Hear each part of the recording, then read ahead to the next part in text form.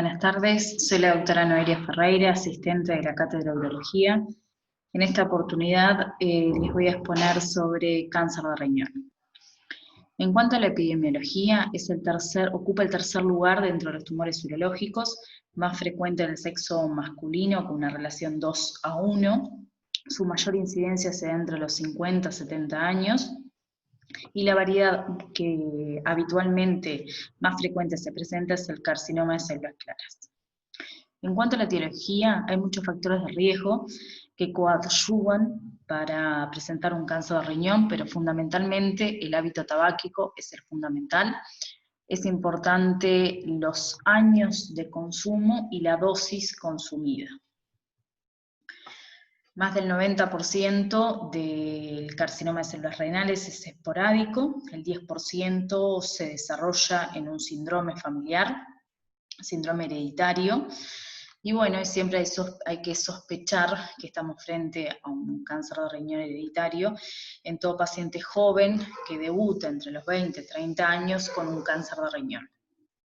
El cuadro clínico en el 70% de los casos es incidental, siendo un hallazgo por un estudio imagenológico solicitado por otra causa.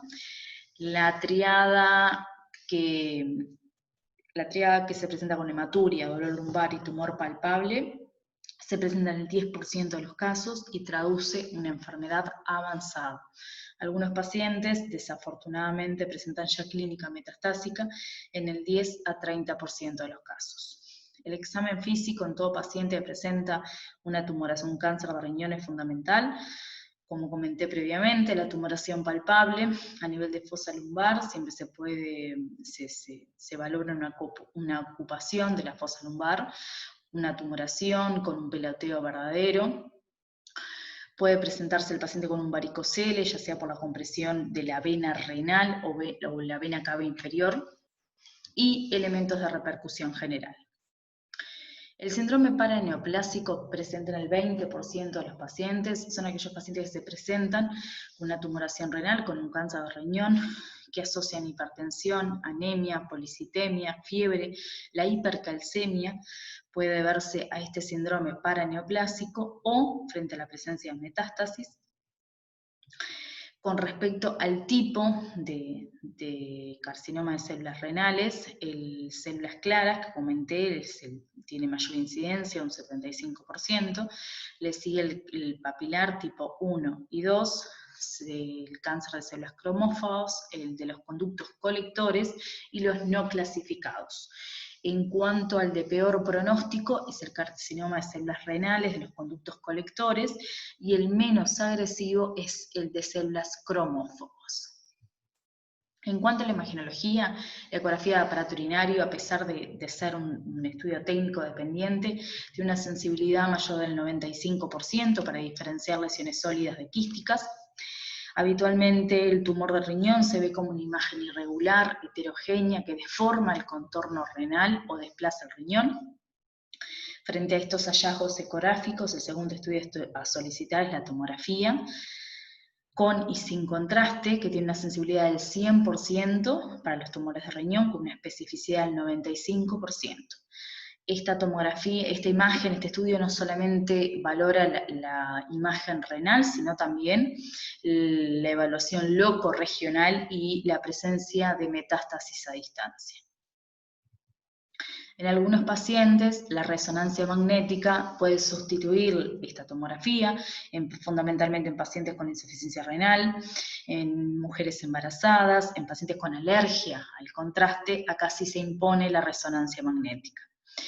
Si en la tomografía vemos imágenes de trombos tumorales o en vena renal, o en vena cava, tanto superior como inferior, la resonancia toma un lugar importante porque nos valora bien la topografía exacta de ese trombo y la extensión del mismo. Muchas veces la resonancia, cuando tenemos dudas con la tomografía, con el componente quístico, la resonancia tiene buena precisión para diferenciar lesiones sólidas de lesiones quísticas. El centellograma óseo Otro estudio estadificador no se solicita a todos los pacientes con cáncer de riñón. En los que se debe solicitar es en pacientes de presente clínica, o sea, dolores óseos, una fosfatasa alcalina elevada, que esto es sugestivo de metástasis óseas, y en tumores de gran tamaño también se lo debe solicitar. El tratamiento del cáncer de riñón va a depender si es un tumor metastásico o es un tumor localizado. En los tumores metastásicos, la terapia sistémica en base a terapias blanco-moleculares y últimamente y recientemente en base a inmunoterapia, que es la primera línea de tratamiento actualmente de todas las guías, la primera línea de tratamiento en los tumores metastásicos. La nefrectomía en este contexto citorreductora se reserva para pacientes con síntomas en los cuales debemos paliar ya sea una hematuria o el dolor. El tumor localizado, el tratamiento pretendidamente curativo es la nefrectomía, la cual puede ser radical o parcial. Las terapias termoablativas, así como la vigilancia activa, son terapias que se reservan para pacientes seleccionados, como vamos a ver después, que tengan alguna comorbilidad, que se opte por estas terapias. La nefrectomía parcial versus radical, por supuesto que la parcial preserva mayor nefronas, tiene un menor riesgo de sobretratar tumores benignos. Hay que recordar que una masa renal pequeña, o sea menor de 4 centímetros, hasta el 20% de estas son benignas. Y la nefrectomía parcial y la radical oncológicamente son comparables.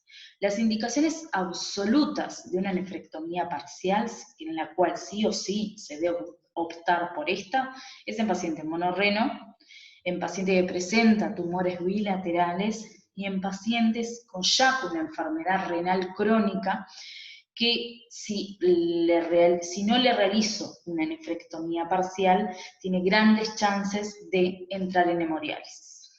Las indicaciones relativas de nefrectomía parcial son en pacientes, con ya una enfermedad renal crónica,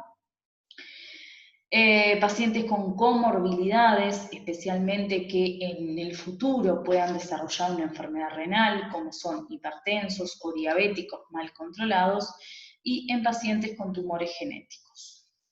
El abordaje laparoscópico es una muy buena herramienta tanto para la nefrectomía parcial, así como la nefrectomía radical.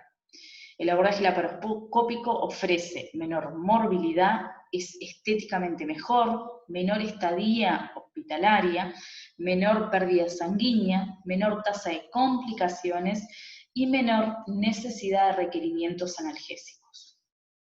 En cuanto a las complicaciones de una nefrectomía parcial, son la fuga urinaria, la hemorragia, la fístula vascular y la posibilidad de dejar márgenes positivos. En cuanto a las terapias termoablativas, la crioablación es la que tiene mejores resultados. Es una terapia que se puede hacer de forma percutánea o laparoscópica y que lo que se intenta con esta terapia es, con el descenso de la temperatura, generar coagulación y necrosis del tumor. ¿Cuándo es una opción pasible de realizar? En tumores menores de 4 centímetros. Como desventaja es que muchas veces no contamos con una anatomía patológica que certifique que esta lesión sea tumoral, solamente que realicemos una biopsia previa. Otro tipo de terapia, también termoablativa, es la radiofrecuencia. Con esta se tiene menos resultados. Y acá en este caso la coagulación y la necrosis tisular se obtienen mediante la elevación de la temperatura. La vigilancia activa, como ya comenté, es para pacientes muy seleccionados. Lo que se hace es, se vigila estas lesiones mediante imagenología seriada, y la indicación es en lesiones pequeñas, o sea, menores de 4 centímetros. Es una opción que se puede optar en pacientes con comorbilidades, con un riesgo elevado anestésico quirúrgico y en aquellos que tengan una expectativa de vida corta. El seguimiento de un cáncer de riñón es importante para identificar complicaciones posoperatorias, valorar la función renal residual del paciente, eventual recurrencia local, así como el desarrollo de metástasis. ¿Con qué se debe seguir al paciente? Con una tomografía, en principio una tomografía abdominopélvica con y sin contraste. El primer año, luego de la nefrectomía, es una imagen cada 6 meses y luego anual, mínimo por 5 años. Muchas gracias.